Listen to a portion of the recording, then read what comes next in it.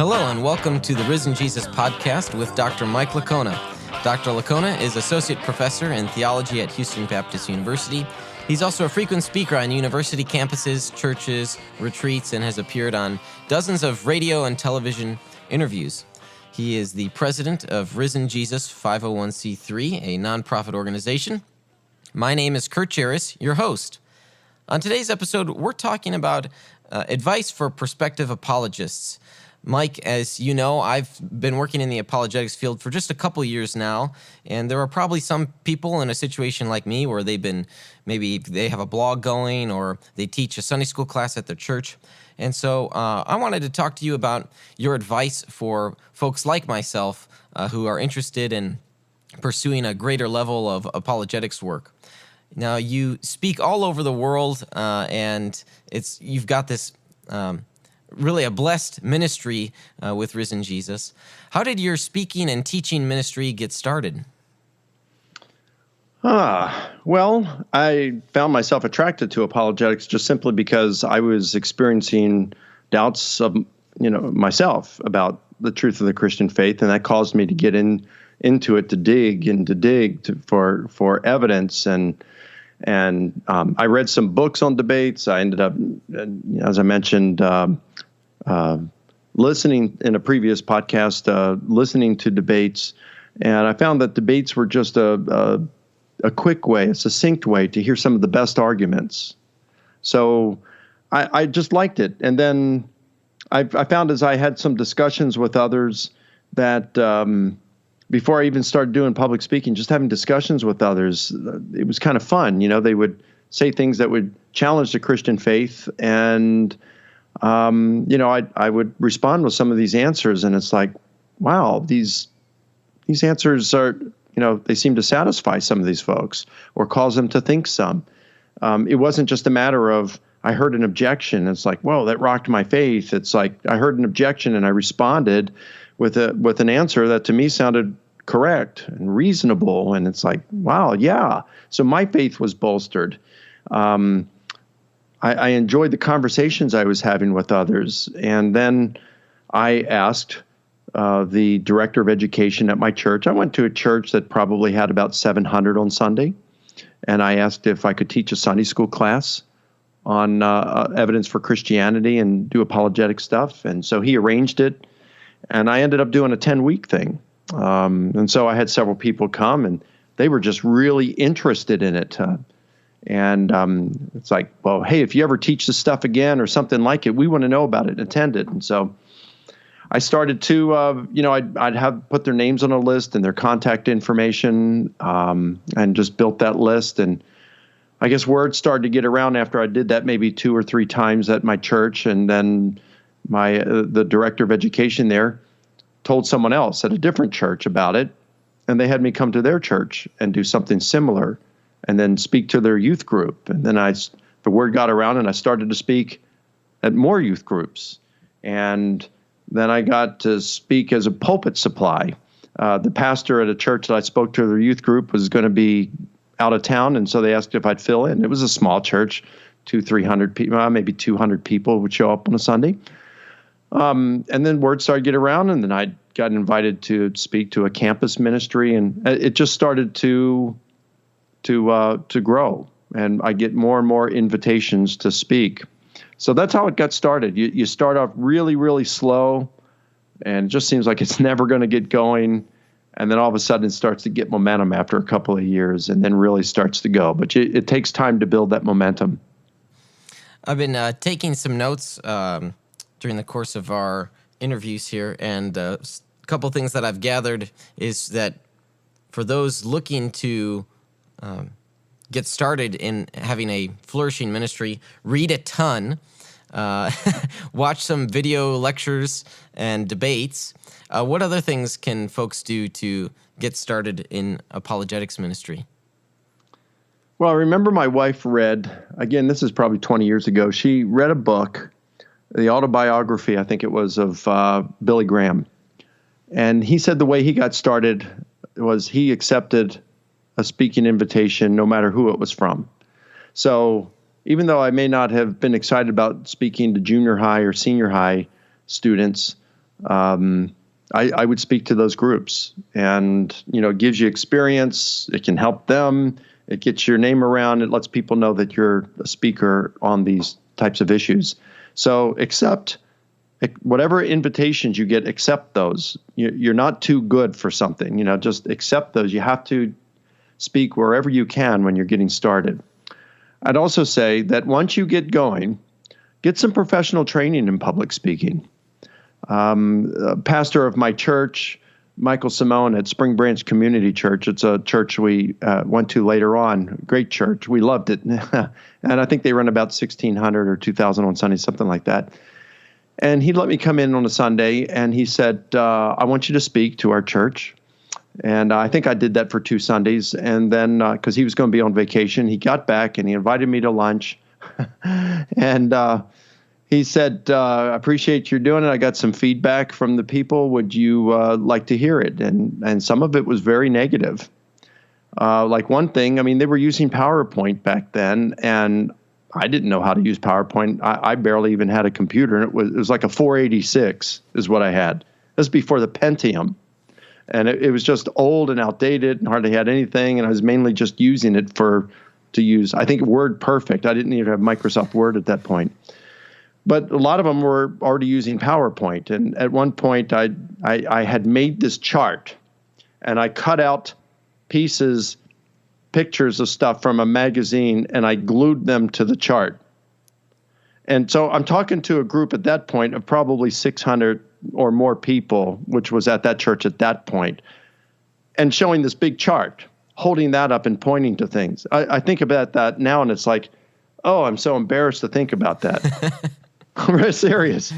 And anyway, he gave me some critical feedback, and I appreciated it so much.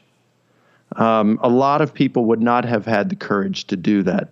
And as I was growing as a public speaker, most people, church ministers who would bring me in, did not have the courage or the concern to sit me down and tell me some things in which I could improve.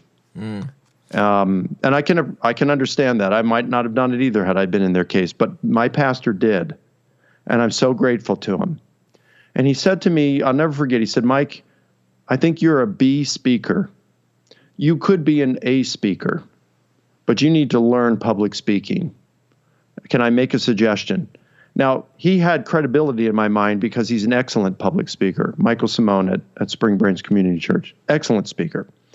And he learned by going to what was called the Dynamic Communicators Workshop put on by Ken Davis, which has been since renamed the SCORE Conference, which I mentioned in a previous podcast, SCORRE, the SCORE Conference. And it's an excellent conference on public speaking. It goes for several days, and if you do it right, you won't have any free time. You can take some free time, but you won't learn as much as you could. And if you do it right, there won't be any spare moment for you, and you're going to be working your butt off the entire time. But you will come out having improved significantly in your public speaking skills after that time and be able to go on from there. And after I went to that, I put it off because I couldn't afford it at the time. It's probably with traveling expenses and everything, it's a couple $1,000, maybe $2,000. I don't know what it is now. The last time I went to it was a few years back, maybe 8-9 years ago. But it transformed my ministry overnight. It helped me tremendously. So I only wish that I had gone earlier, even if I had to work a part-time job stocking shelves in the midnight shift or the graveyard shift at a grocery store. It would have been worth it. So I'd say if your ministry is growing, I would say read some books on public speaking. And when you get to a point when you are speaking to groups on average twice a month, then go to the SCORE conference. Because if you go and you haven't really started speaking, or you're only speaking on occasion, you're going to learn a lot, but then you're going to turn around and forget it because you don't have the opportunity to put it into practice. So by waiting until you're speaking about twice a month, at least twice a month, you will have the ability to put what you learn into practice. And if you take it very seriously, and it's hard work, and it will take you hours of work to put together your messages, a lot more than it would normally take, then if you're willing to put in that price, your ministry will grow. But that's something I would say professional training in public speaking will help you. Learn some interpersonal skills. How to win friends and influence people. Or there's this book years ago that I got, it was recommended reading. And so I read it, just a little book called Skill with People by a guy named Les Giblin. And it's not how to manipulate people, but it's just being how to be a good listener. I haven't read a book like that in years, probably 20 years. But boy, I learned so much reading those kinds of books and just learning how to deal with people. You don't want to be an egomaniac. You want to care for people. You want to care for them genuinely. You want to become a good listener. And so those things are important. You have to take a genuine interest in people. Those are some things. I was going to ask next, there are Christian apologists out there, even not necessarily apologists, but just Christian speakers who have all sorts of different personalities. And of course, different personalities will come through in their different ways. But what should be the temperament of a Christian apologist?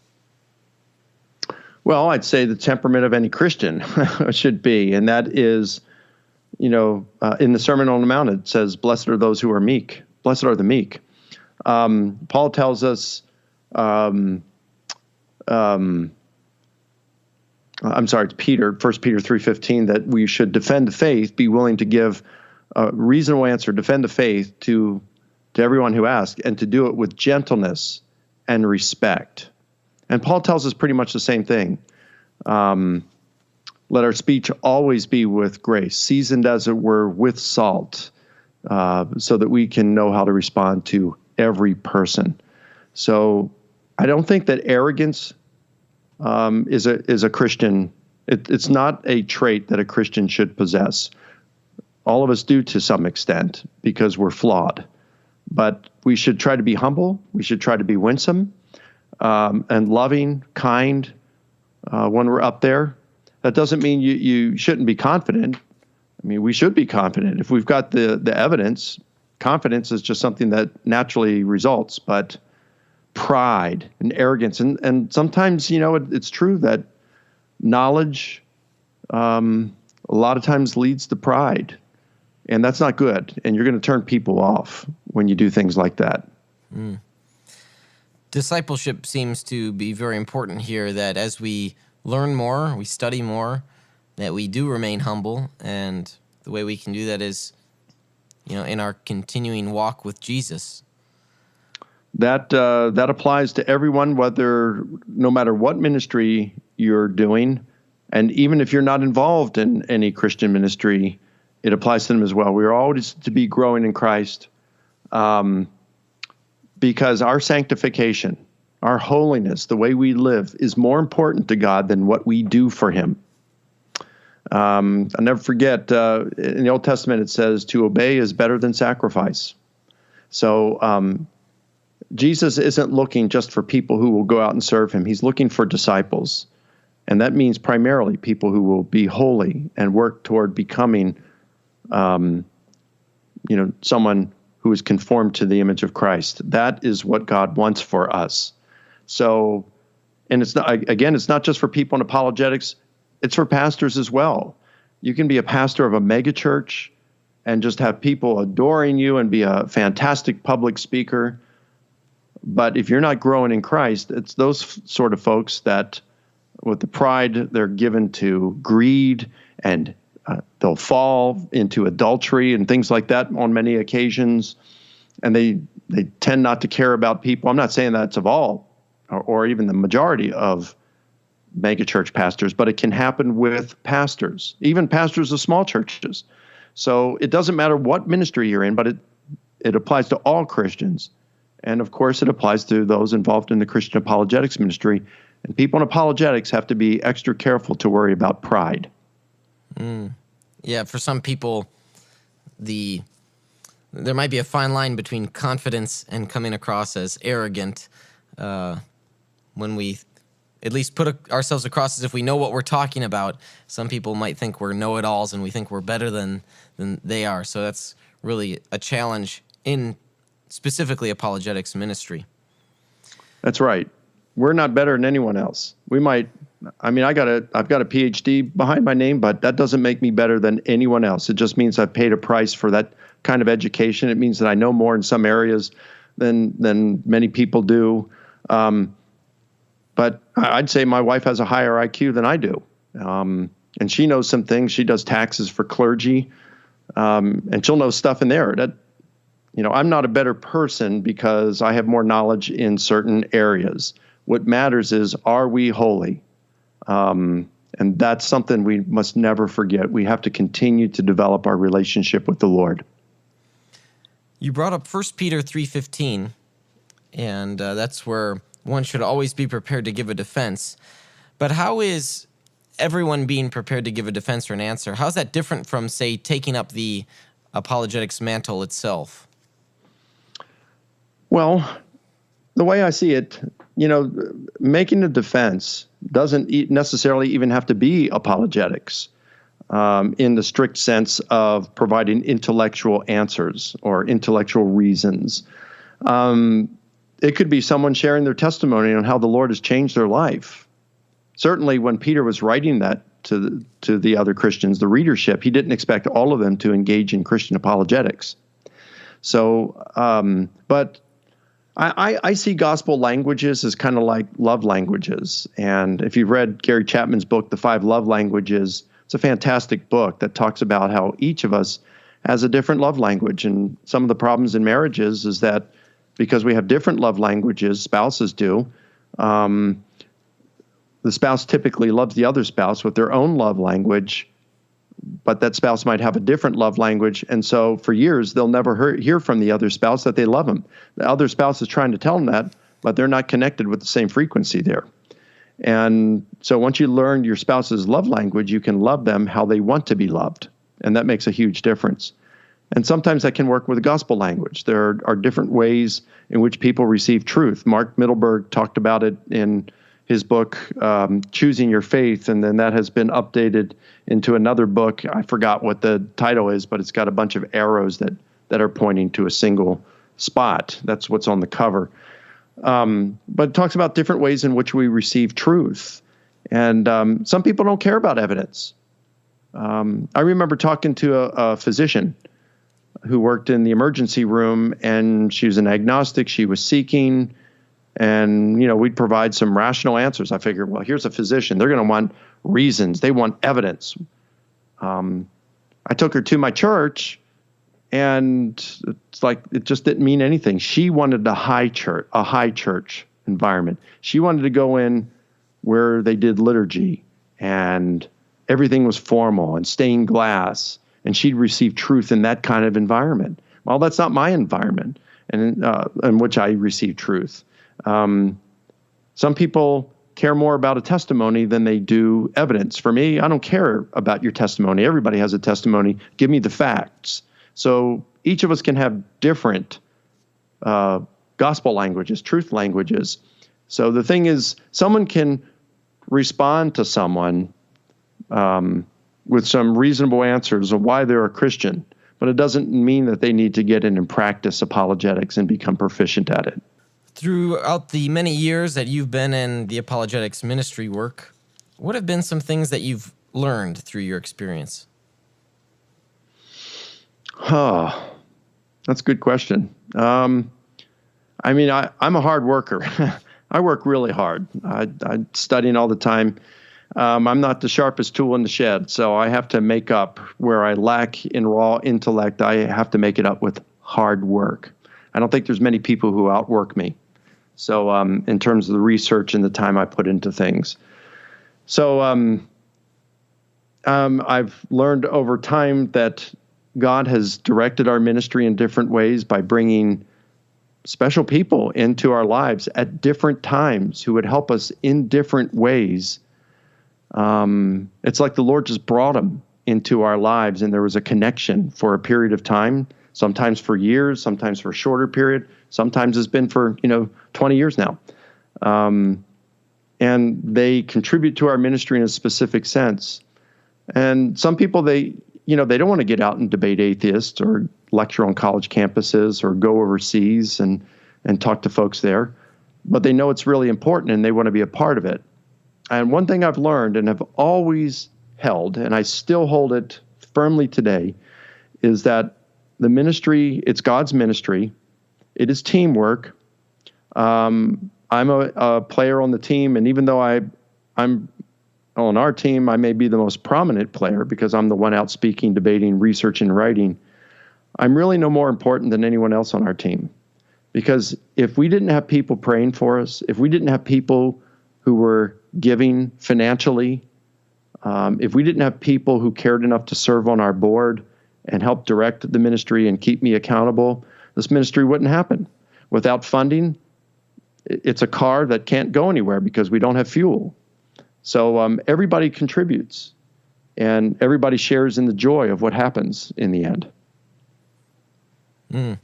That's, if there's one valuable thing to learn from your experience, that seems like a very important one. Yeah, wow. And it's so true. And it's like, I serve at the pleasure of God. He doesn't need me. He does not need me. And so he's not doing me I'm not doing him a favor by serving him in this sense, because I love what I do. I'm not doing him a favor. He's doing me a favor by allowing me to do it. And I'm no better than the person who works a non-ministry related job.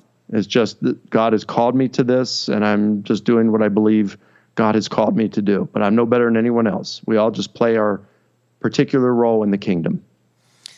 If you could summarize in just a few short sound bites here, advice you'd give to prospective apologists, what would be a few of those sound bites? Well, seek and pray. Seek God's will. Pray. Fast about it. I mean, take this seriously. Ask for his will. We didn't get started in this until late for me. I didn't go full-time in Christian ministry until I was 39 years old. I didn't get into my PhD program until I was a few months shy of my 42nd birthday. That's when I started my PhD research. So I'm a latecomer to this. I'm a late bloomer in this. But it didn't matter to God. It's like I was in the wilderness it's like Moses in the wilderness for all those years, but God prepares you for it. And you keep in mind that it's God's ministry. And as my wife would say, has said on several occasions, it's like God has replenished what the locust ate. And he can take your ministry and, like he did with ours, just springboard it at a rocket pace when he feels you're ready for it and when it's his timing. You can't rush it. If you really believe it's God's ministry, you have to wait for his timing, and as difficult and frustrating as that can be, because you want to be out there doing it right now, you have to wait on him. So in the meantime, just prepare yourself. It's like I said to my kids when they were growing up. They're talking about who they want to marry, what kind of person they want to marry. And I said, well, the kind of person you want to marry, that's the kind of person you want to be, because that's the kind of person that the person you marry is going to be attracted to. I remember reading in a book, As a Man Thinketh, that you will not attract what you want, you will attract what you are. So if you're single out there and you're thinking you want to get married to a really sharp person someday, make yourself that sharp person that person will be attracted to. And I'd say it's the same way in Christian apologetics. You want to get involved someday, that may be now, that may be years from now. The best thing you can do is while you are on deck, while you are waiting to come up to the plate and hit, engage in as much batting practice as you can. Read as much as you can. Watch debates. Just saturate yourself with knowledge. And when some of you will get to a point where you want to specialize in some areas, like I did, like several of us do. It may be history, historical Jesus. It may be scientific evidence for a creator. It may be more the ethics. It might be philosophy proper, things like that.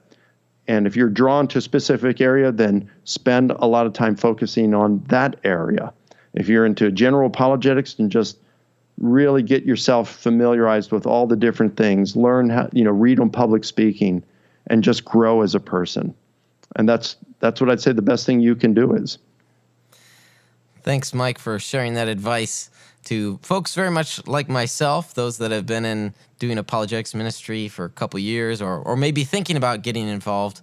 I'm sure many of us have taken much of what you said here to heart. Well, if you'd like to learn more about the work and ministry of Dr. Mike Licona, you can visit our website, risenjesus.com.